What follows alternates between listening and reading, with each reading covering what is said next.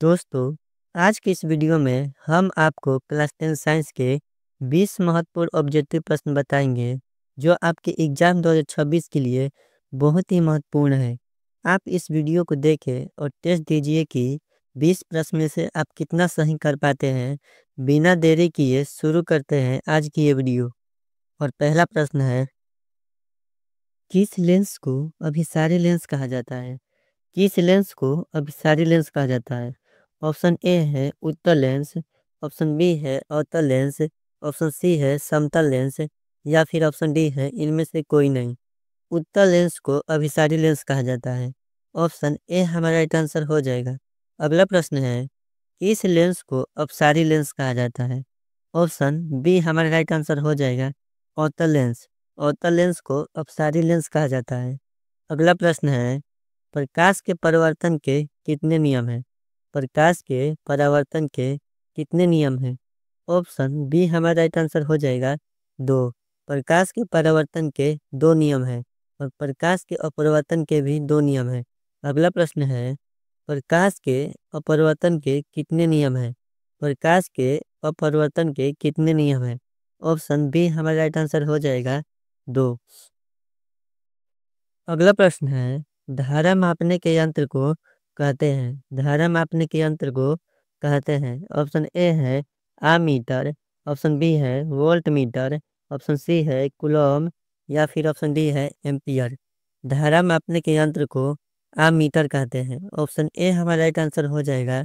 अगला प्रश्न है, विभवांतर मापने के यंत्र को क्या कहते हैं? विभवांतर मापने के यंत्र को वोल्ट मीटर कहते हैं। ऑप्शन बी हमारा राइट आंसर हो जाएगा। अगला प्रश्न है, आमीटर को विद्युत परिपथ में कैसे जोड़ा जाता है? आमीटर को विद्युत परिपथ में कैसे जोड़ा जाता है? ऑप्शन ए है श्रेणी क्रम, ऑप्शन बी है समानांतर क्रम, या ऑप्शन सी है ए और बी दोनों, या फिर ऑप्शन डी है इनमें से कोई नहीं। आमीटर को परिपथ में श्रेणी क्रम में जोड़ा जाता है। ऑप्शन ए हमारा राइट आंसर हो जाएगा। अगला प्रश्न है, वोल्ट मीटर को परिपथ में कैसे जोड़ा जाता है? वोल्ट मीटर को परिपथ में कैसे जोड़ा जाता है? ऑप्शन बी हमारा राइट आंसर हो जाएगा, समानांतर क्रम में। अगला प्रश्न है, सामान्य आग के लिए न्यूनतम दूरी होती है। सामान्य आग के लिए न्यूनतम दूरी होती है। ऑप्शन डी हमारा राइट आंसर हो जाएगा, 25 सेंटीमीटर। अगला प्रश्न है, सामान्य आँख के लिए दूरबिंदु होती है।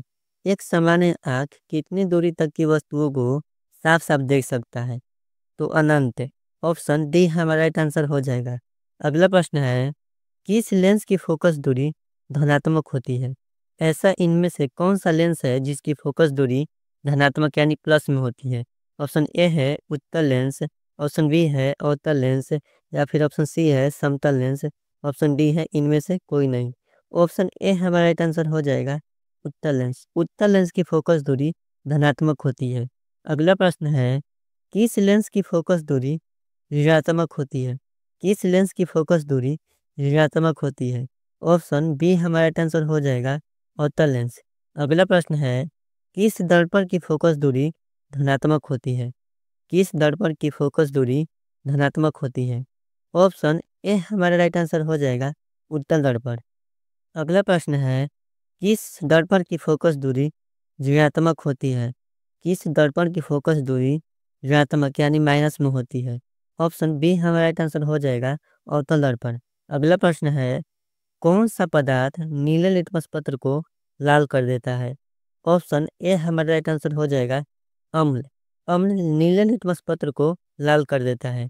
अगला प्रश्न है, कौन सा पदार्थ लाल लिटमस पत्र को नीला कर देता है? ऑप्शन बी हमारा राइट आंसर हो जाएगा, क्षार।